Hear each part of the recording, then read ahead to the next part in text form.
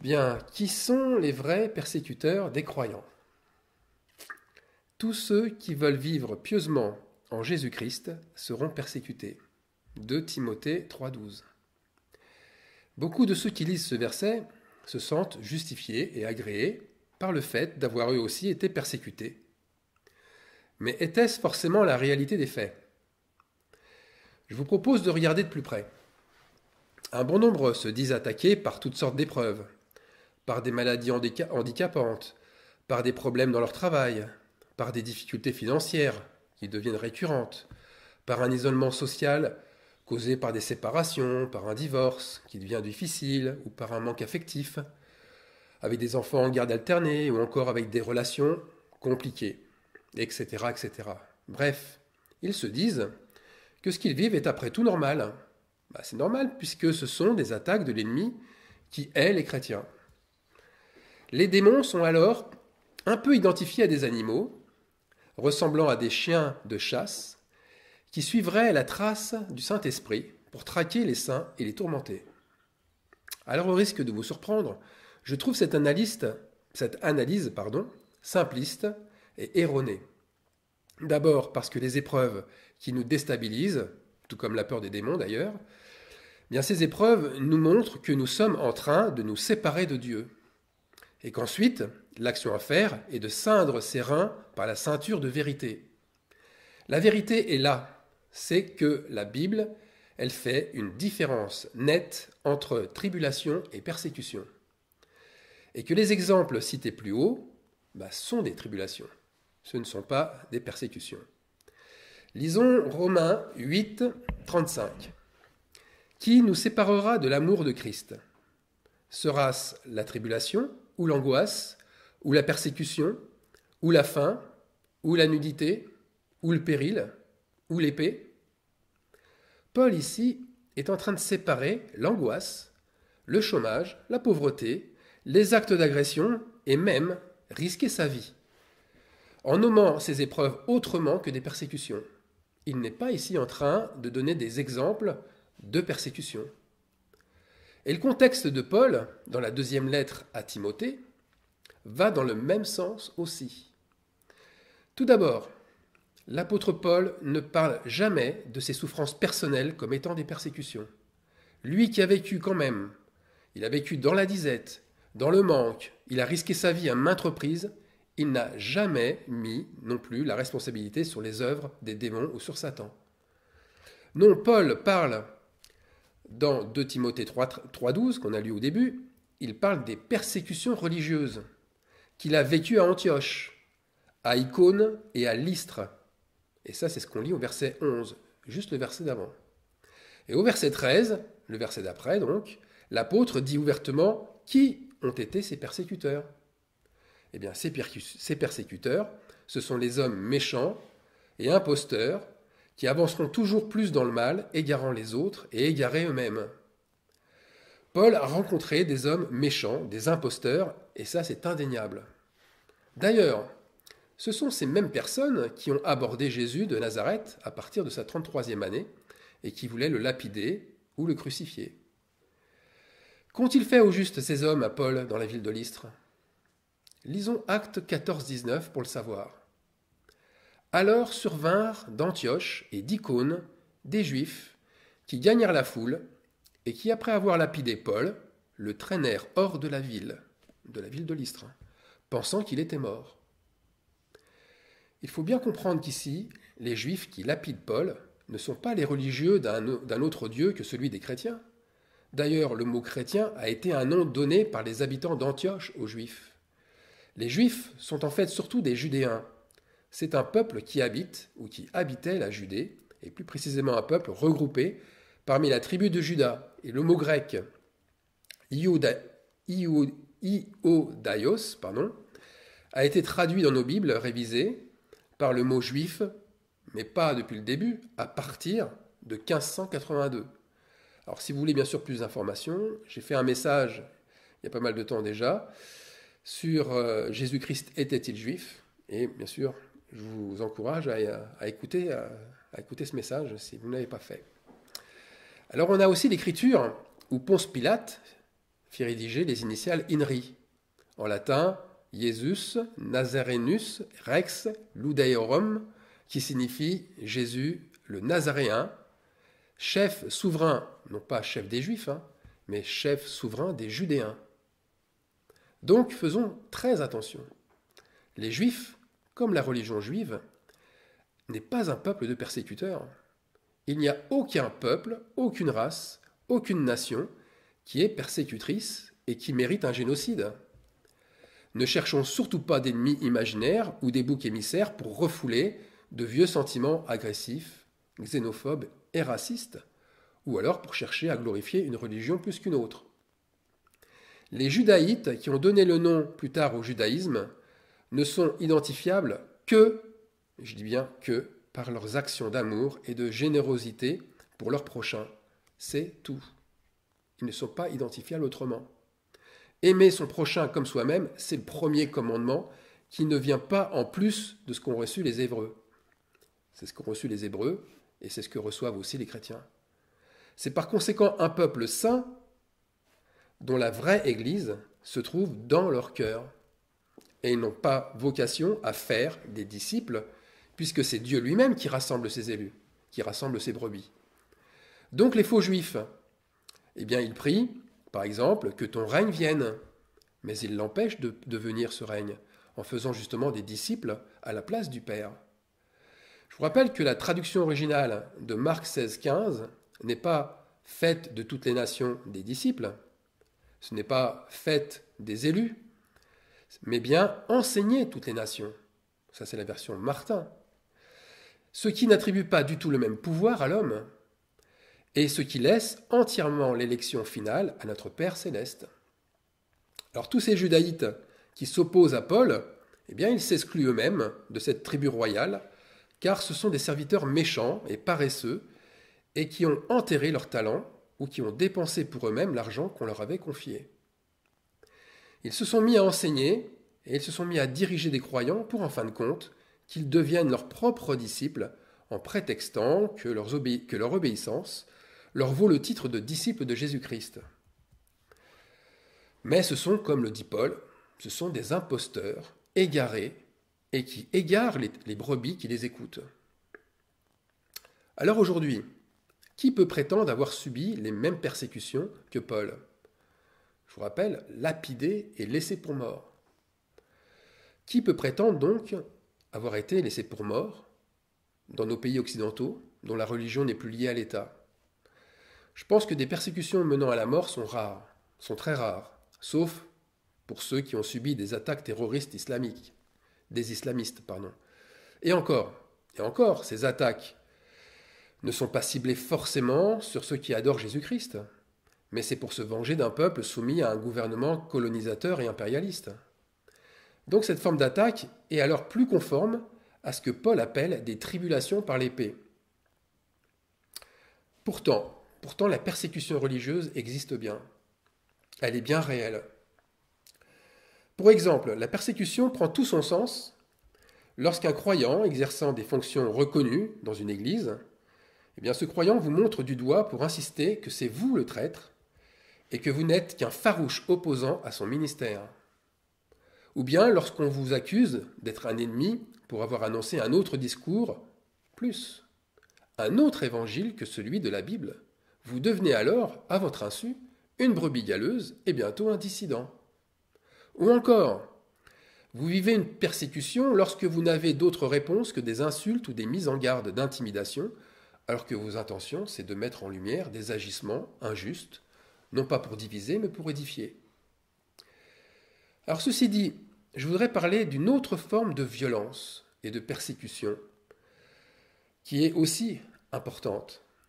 C'est tous ceux à qui on a fermé volontairement la bouche dans les assemblées, sous prétexte qu'un serviteur de Dieu doit éprouver les esprits pour savoir s'ils sont de Dieu, et sous prétexte que la prophétie est soumise au prophète, qui est seul juge de la véracité de la prophétie annoncée.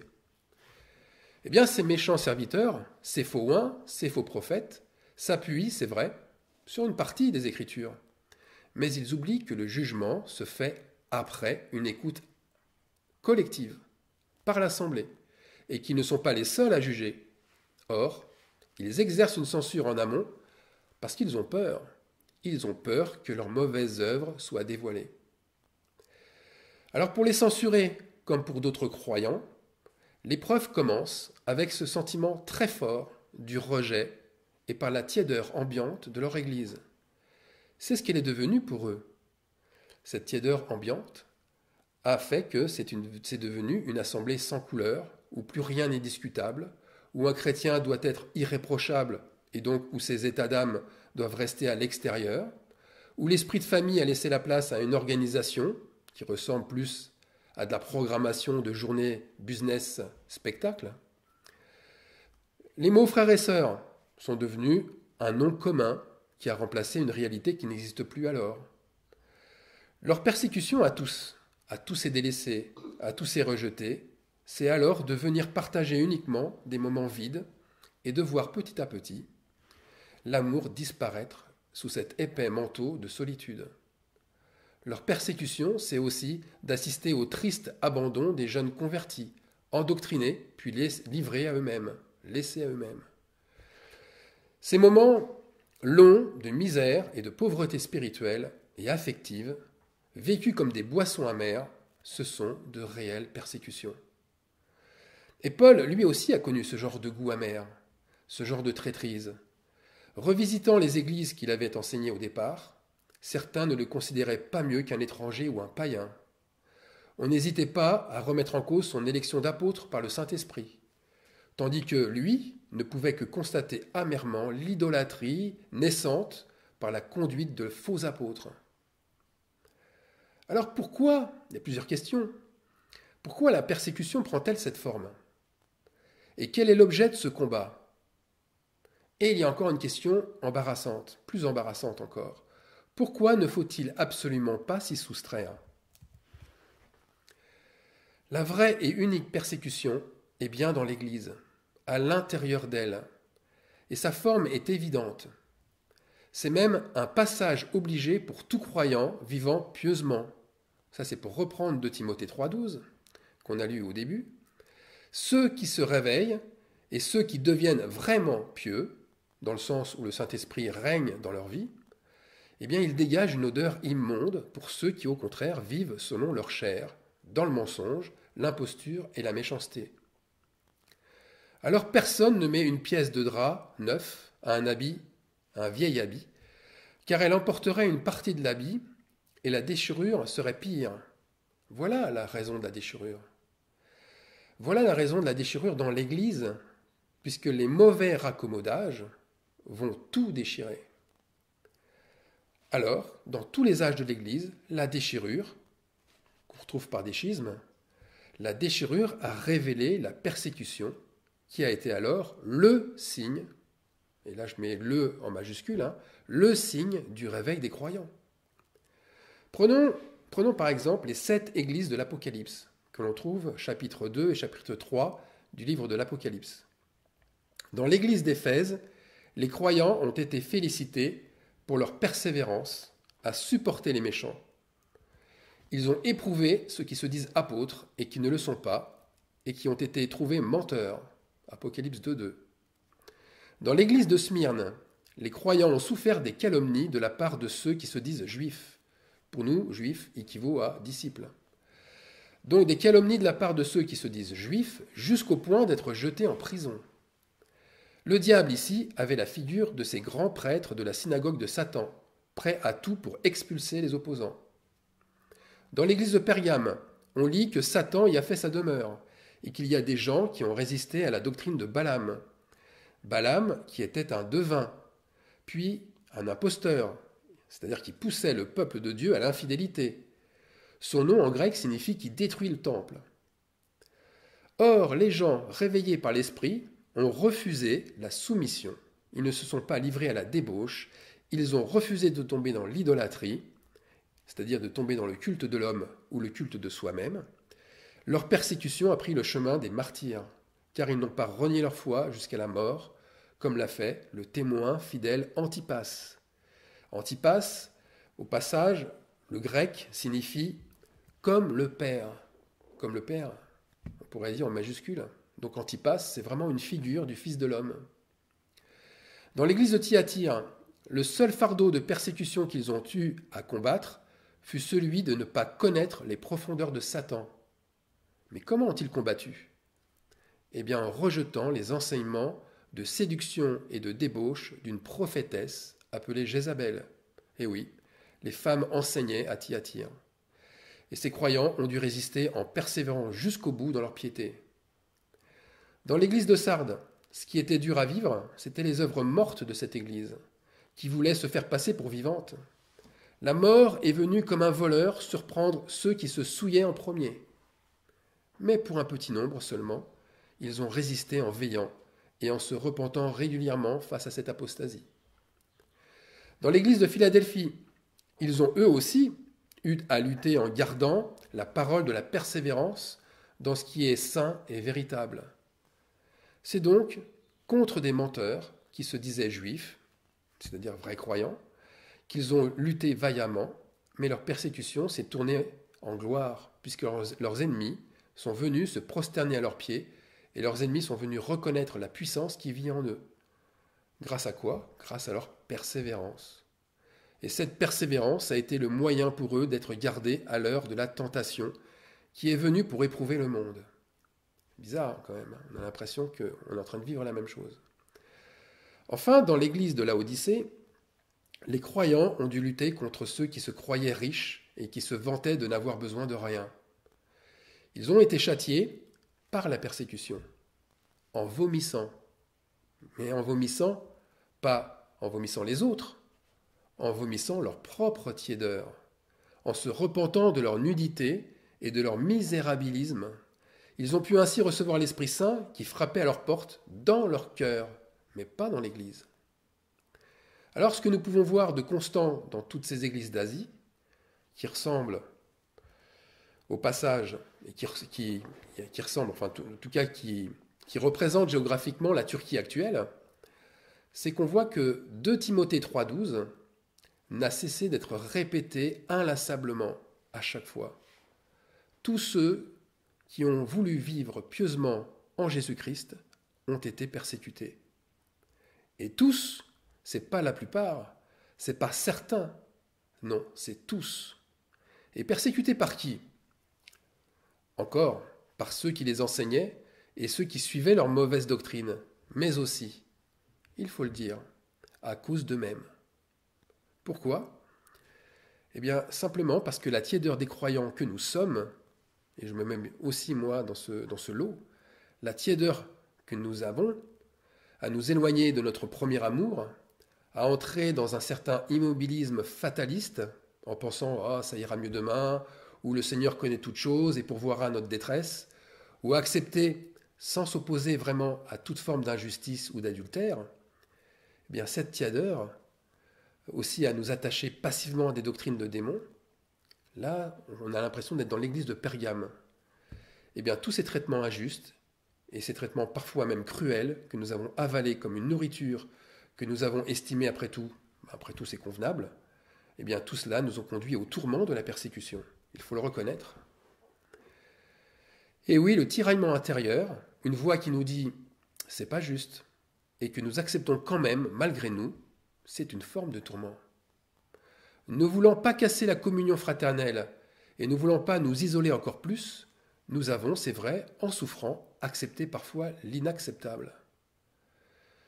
Mais, et c'est là que j'insiste, mais notre persévérance à vouloir sauver l'amour plus que la doctrine, c'est ça qui nous a mis à part. C'est l'amour.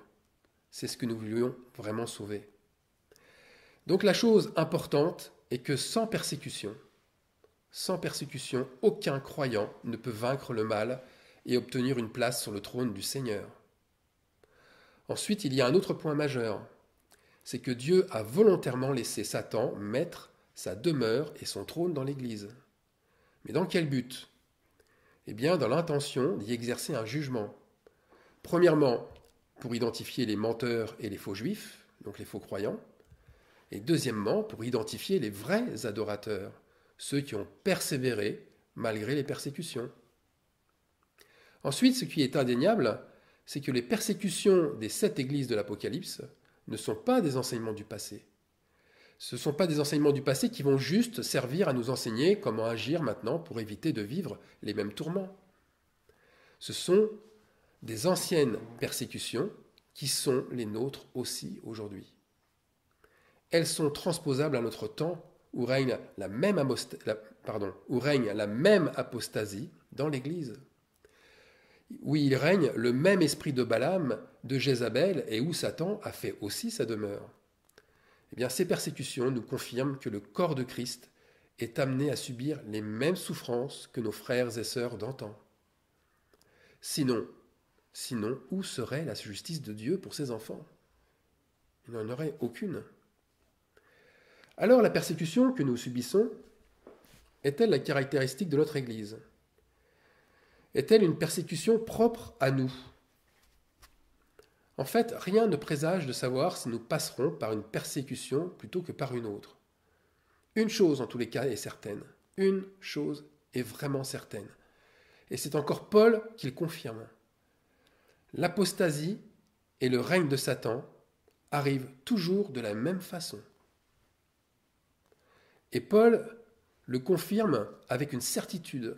Il dit « Je sais », voilà comment il commence, « Je sais qu'il s'introduira parmi vous, après mon départ, des loups cruels qui n'épargneront pas le troupeau, et qu'il s'élèvera du milieu de vous des hommes qui enseigneront des choses pernicieuses pour entraîner les disciples avec eux. » L'apôtre Pierre a la même certitude. Il dit dans 2 Pierre 2,1 « Il y aura de même parmi vous de faux docteurs qui introduiront des sectes pernicieuses. » Alors devrons-nous, comme certains frères de l'église de Pergame, jusqu'à mettre même notre vie en péril pour ne pas renier notre foi? Ce n'est certainement pas à nous d'en juger. Mais l'apôtre Paul était préparé à toute éventualité et il affirmait que mourir est un gain et que ce qui lui importait le plus, c'était de glorifier Christ par sa vie, soit par sa mort. Luc, son fidèle compagnon de voyage, dit que devant les anciens de l'église d'Éphèse, Paul affirma, dans Actes 20-24, « Je ne fais moi-même aucun cas de ma vie, comme si elle ne m'était pas précieuse, pourvu que j'accomplisse ma course avec joie, et le ministère que j'ai reçu du Seigneur Jésus d'annoncer la bonne nouvelle de la grâce de Dieu. » Là aussi, qu'importe la situation, Dieu nous donnera la force de surmonter toute épreuve, dans la joie et dans la paix. Cette paix qui nous fait réaliser que nous sommes effectivement sous sa grâce. C'est pourquoi il nous faut toujours prier que la paix accompagne chaque disciple, car lorsque nous perdons la paix, faut-il encore le rappeler, nous nous éloignons à ce moment-là de sa grâce. Mais nous ne devons pas oublier aussi que rien doit nous empêcher de veiller les uns sur les autres en étant bienveillants, bons, généreux, patients, doux et tempérants, c'est-à-dire en manifestant toujours le fruit de l'esprit. Alors, manifestons la grâce du Seigneur et soyons dans la paix dans nos tribulations comme dans nos persécutions, qui sont réellement, vraiment, ce sont des portes ouvertes à nos récompenses qui sont actuelles, mais futures. Alors soyons comme Paul, qui se plaît dans les faiblesses, qui se plaît dans les calamités et les persécutions en Christ, car, dit-il, quand je suis faible, c'est alors que je suis fort. Amen.